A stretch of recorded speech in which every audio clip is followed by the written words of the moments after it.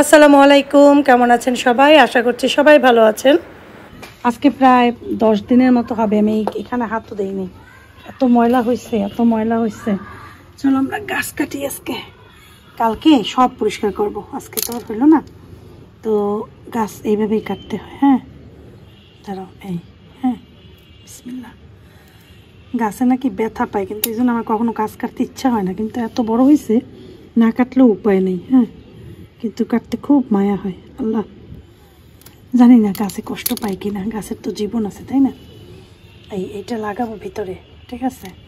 আর এইখানে একটা, এইটা, এই গাছগুলো বাসার থেকে আনছিলাম, মালিয়া দিছিল। আচ্ছা, একটা কথা বলি, মালিয়ার কথা অনেকেই অনেক সময় জানতে চায় যে মালিয়া আসে না কেন, মালিয়া বাড়িতে। মালিয়াকে সাগর আনতে গেছে, 2 দিন হয়েছে। আজকে আসার কথা ছিল, কিন্তু আজকে আসে নাই কেন জানো?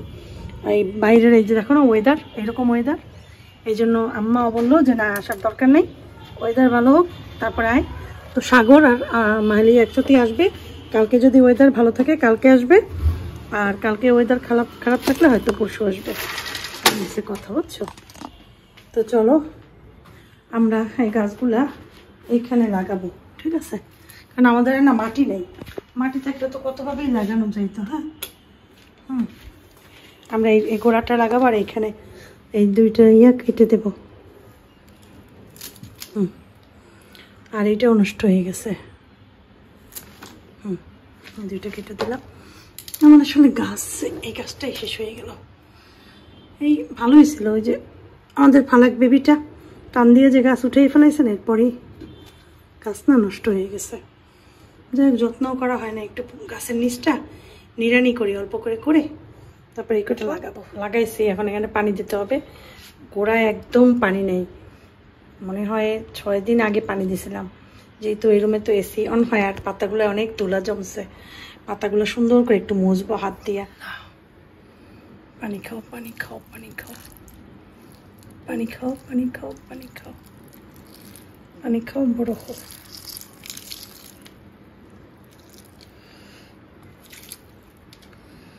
ঠিক আছে, একটু ভালো করে পানি দিলাম। গাছে টোটালি পানি নেই, একটু পানি থাক। আসলে যখন আমি কাজে মগ্ন হয়ে যাই, তখন ভিডিও করার সময় মোবাইল যে কোন দিকে ধরি সেটাই বলতে পারি না। এই পাতাটা ওয়াশ করে বোতলের ভিতরে রেখে দিই, কয়েকদিন থাকবে।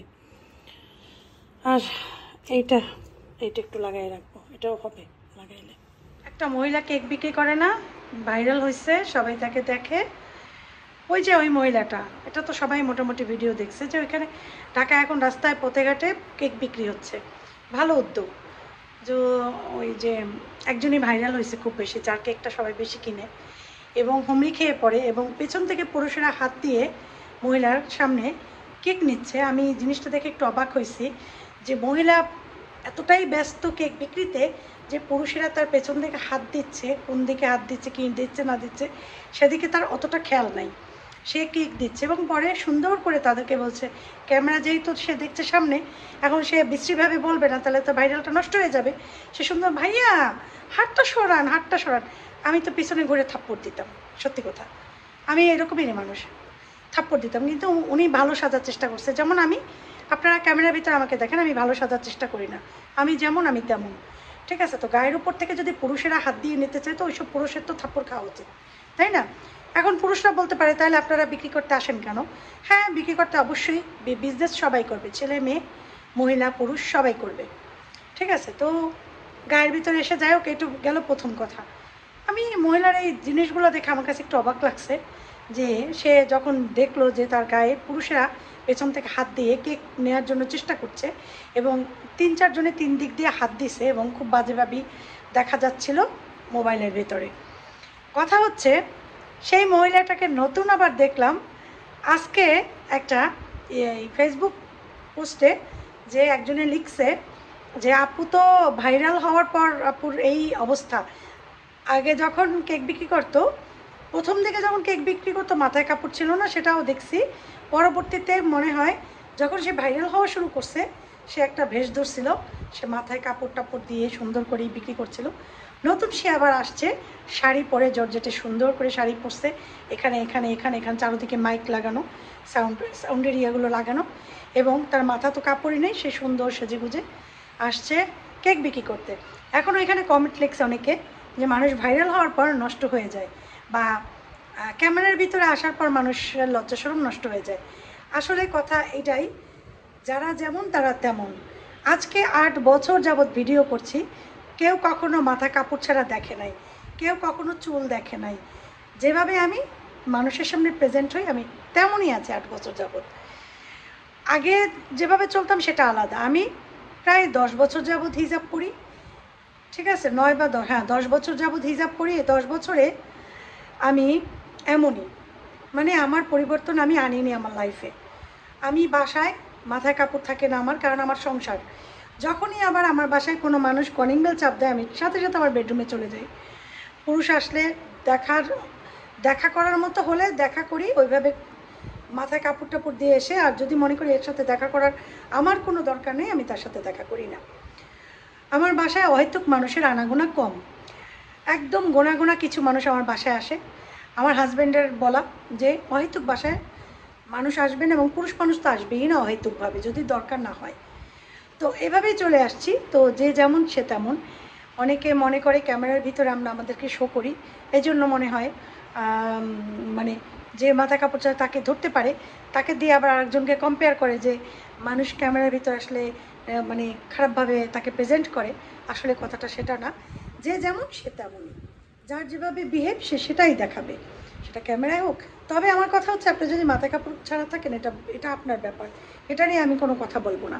কিন্তু আপনি যদি একবার মাথা কাপড় দিয়ে এক জায়গায় আসেন, পরবর্তীতে আবার আপনি যখন একটু ফেমাস হয়ে যাবেন তখন ওটা খুলে ফেলবেন, সেটা খুবই লজ্জাকর জিনিস। কারণ আপনি হিজাব বা মাথা কাপড়কে অবমাননা করা, সেটা ঠিক না আমার মনে হয়।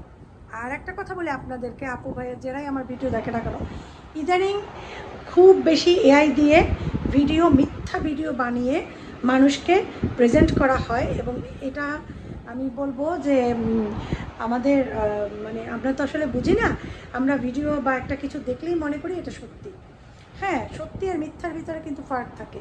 ভালো মতো খেয়াল করলে বোঝা যায় কোনটা সত্য কোনটা মিথ্যা।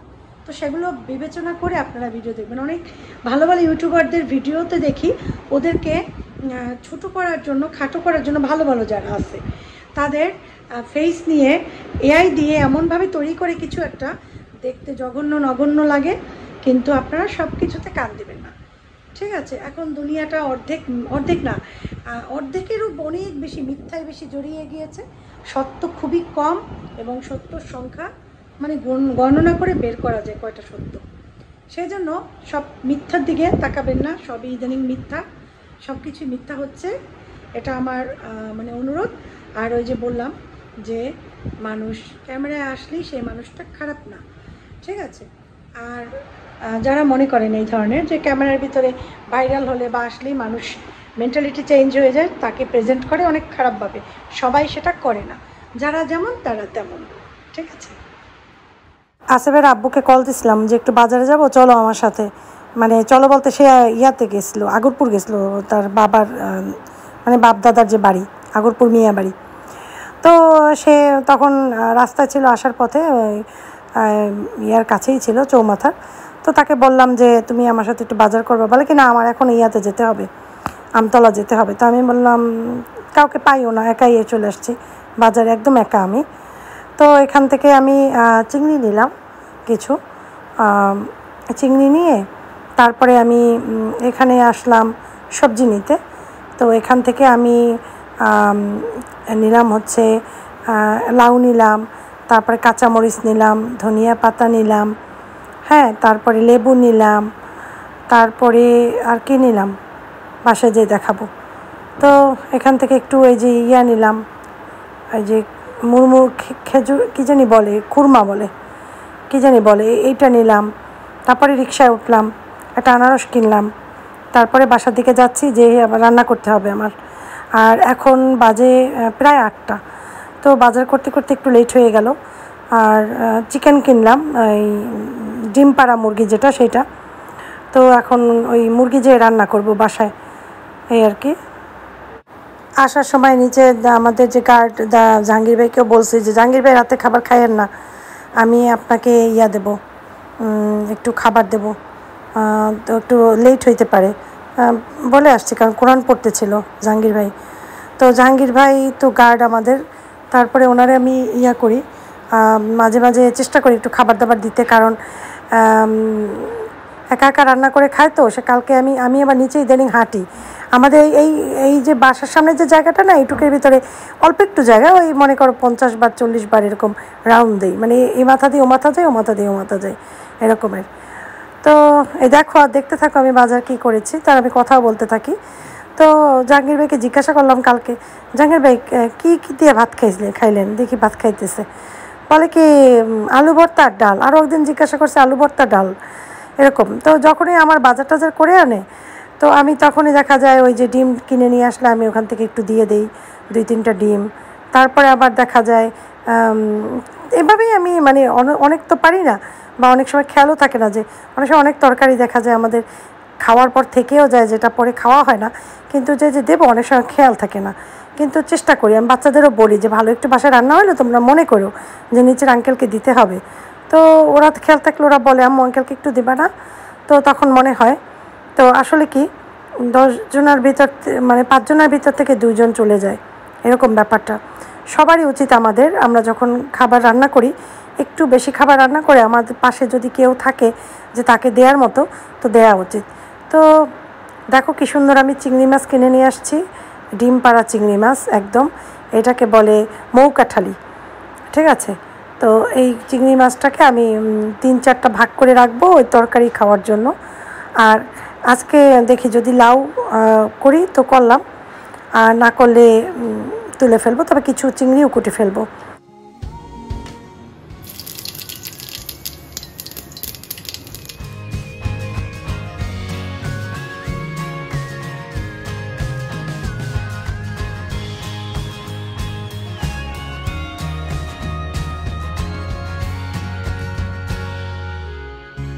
মোবাইলে হঠাৎ করে ওই যে চার্জ দিতে গেছি, চার্জারে আমার হাতে পানি ছিল, চার্জারে লাগছে, মোবাইল ভিতরে দিছি, সাথে সাথে মোবাইল চার্জ হচ্ছিল না, বারবার বলছিল যে তোমার মোবাইলের ভিতরে পানি। এই করতে করতে মোবাইলটাকে মানে পানি আবার পরিষ্কার করলাম কটন দিয়া, হয় না, তারপরে ফ্যানের নিচে রাখছি, তারপর হয়েছে এই জন্য ভিডিও আর করতে পারিনি। যাই হোক, তো চিকেনের ভিতরে এখন পানি দিয়ে দেবো, চিকেনটা কষানো কমপ্লিট, এখন পানি দেবো, কারণ আলু দেবো তো এতটুকু পানি লাগবে, আলু দেবো, আলুতে খেয়ে ফেলবে পানি। আর সিটি দেবো এখানে 5টা সিটি দেবো, তারপর আবার আলু দিয়ে 2টা সিটি দেবো, 7টা সিটি লাগবে। ডিম আছে ভিতরে দেয়া, তো একটু প্রেশার দিয়ে দেবো, তারপর আস্তে আস্তে হবে। তারপরে পাশের চুলে একটু পোলাও বসাবো, সালাদ দিয়ে পোলাও খেতে ইচ্ছা করছে, হ্যাঁ, টমেটো শসা সালাদ দিয়ে পোলাও। ভাই দেরি হয়ে যাইতেছে, তো পাশাপাশি চুলায় দিছি, একটু হয়েছে, তো পোলাওটাও বসাই দিলাম, কারণ অত দেরি হয়ে যাবে। হ্যাঁ, রাত্রবেলাটা একটু পোলাওই খাক, কালকে দুপুরে ভাত রান্না করে দেবো না। আর কালকে দুপুরের জন্য মোবাইলে চার্জ ছিল না, যার জন্য আর ভিডিও করতে পারিনি। হ্যাঁ,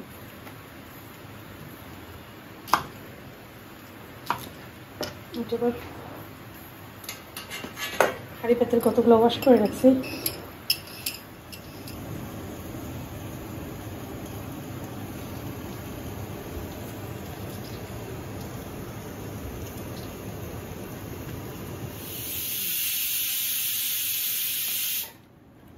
তো ওই তখন আমি আর ভিডিও করতে পারি না, তো আসিফকে খাবার দিছি, আঙ্কেলকে দিয়ে আসছো, জাহাঙ্গীর ভাইকেও খাবার পাঠিয়ে দিছি, আমি আর ভিডিও টিডিও করতে পারি নাই। এখন আফিফকে দেবো, তারপর আফিফের মাম্মি খাবে। রান্নাটা সেই সুন্দর হয়েছে, এত সুন্দর হয়েছে রান্নাটা, মাশাআল্লাহ। আর পোলাও, এই যে পোলাও ওদের দিয়ে দিছি সবাইকে, আমি আর আসিফের অল্প খাবো। খাবার পারলাম, খাবার রেডি, অনেক গরম।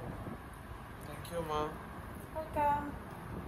আসিফও খাচ্ছে, আঙ্কেলকে বলছো এখনই খাইতে দিলাম। এখন ডিমগুলো না একদম ভেঙে গেছে, এত মজার ডিম আমার কেন যে ভাঙলো। আমি একটু শখ করে মাছ কি চিকেনের ডিম খাই। ডিমটাই পছন্দ করে খাইছি। মানুষরা মুরগির হাড় খেতে বেশি পছন্দ করে, ঠিক আছে, মানে বুড়া মানুষরা না, মুরব্বী যারা তারা। আর বুড়া মানুষরা তো সলিড মাংস খেতে পছন্দ করে। আমার সালাডটা সেই হয়েছে।